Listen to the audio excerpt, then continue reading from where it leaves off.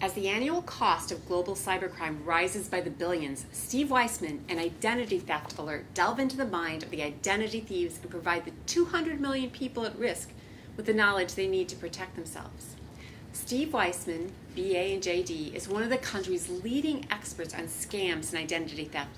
He's been featured on CBS, ABC, Fox, NPR, PBS, CNN, CNBC, and The Dr. Phil Show. And he's been quoted in numerous publications, including the Boston Globe, Barron's, the New York Times, Money Magazine, the Washington Post, and the Wall Street Journal. He founded the blog www.scamicide.com, where he provides the latest information about scams and identity theft.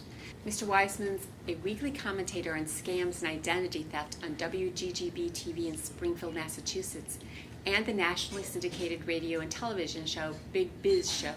He's a frequent contributor to the New England Cable News, and he hosts the Boston area radio show A Touch of Gray, syndicated to more than 50 stations nationwide.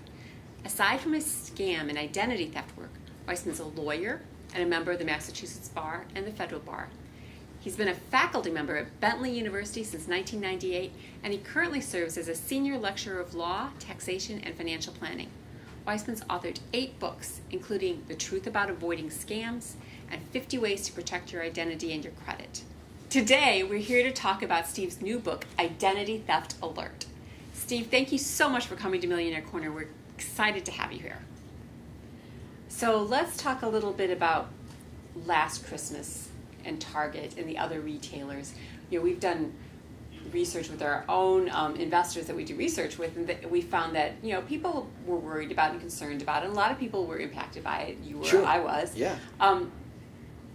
But people haven't done that much. What we find when we ask people, what have you done because of this, most people will say, well, I check my statements a lot more frequently now. And that's a good thing. Is there anything else that they should be doing that they will do?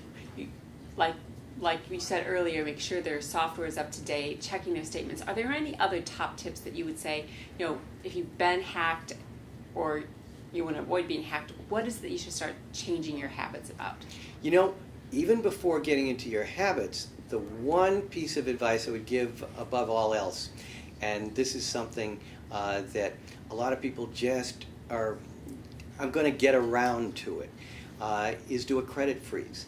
Because this is something where even if you get the various credit monitoring services, and remember, what they're doing is they're not preventing identity theft. They're kind of like you're hiring someone and you're crossing the street and a truck hits you.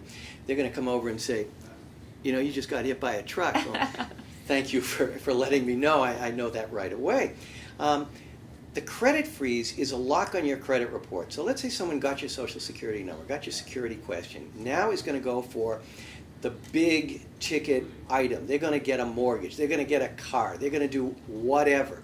They need to get at your credit report. This locks your credit report so that no one can get at it without a PIN. And this is not a PIN that you usually use that's going to be grabbed. So this is the one thing I would suggest to people, particularly if you've been hacked. We put them on, my wife and I, after Target. This was, and I've got to admit this, the shoemaker's kids go without shoes. I'd been preaching it for a long time, and finally my wife said, okay, we'll sit down and do it. And it's easy. And you can, what they call thaw the freeze. When you're going to use the credit report, let's say you're going to apply for a mortgage or a car loan. It really only takes a few hours to put in your PIN and have it be processed so that you can have access. That's number one. Monitor your, as you say, your credit card statements, your bank account statements a little bit more. Don't use that debit card. And those are the key things really to protect yourself. So just last week, Apple indicated that it's going to create something called iPay, where you basically are using your phone to pay for everything.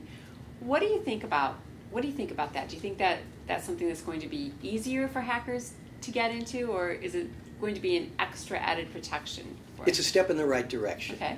I'm a lawyer, and so I've always heard the lawyer jokes. What do you call it? 1,000 lawyers at the bottom of a lake. It's a good start. So It is a good start. What it's going to be using, first of all, it's going to be using biometrics and dual authentication. And this is something that, we all want instant gratification. I don't want to have to put in my password and then have the company send me another number to authenticate on my smartphone, because that's going to slow things down. Yeah.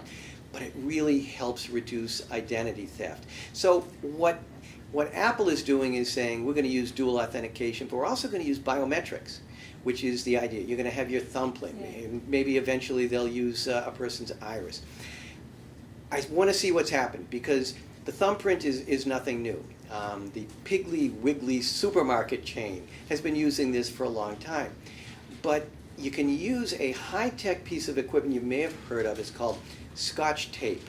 And you take a piece of tape and you go over the smartphone or anything else that the person may have put their thumb on, and you can lift a fingerprint. Wow.